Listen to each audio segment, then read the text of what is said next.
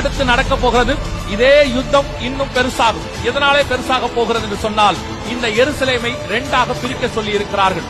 2 state solution என்பதாகும்.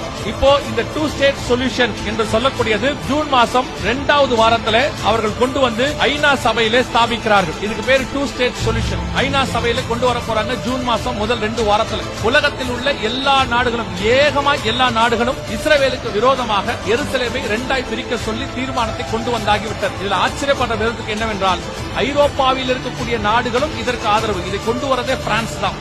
இதற்கு ஆதரவாக இங்கிலாந்து, பல நாடுகள் இருக்கிறது. இவர்கள் அத்தனை பேரும் சகரியா 12:3-4 நம் கண்களுக்கு முன்பாக பூமியில் உள்ளவர்கள் எல்லோரும் அதுக்கு ஏகமாய் கூடிக்கொள்வார்கள் என்கிற தீர்க்க தரிசனம் வருகிற ஜூன் மாசம் நிறைவேற போகிறது.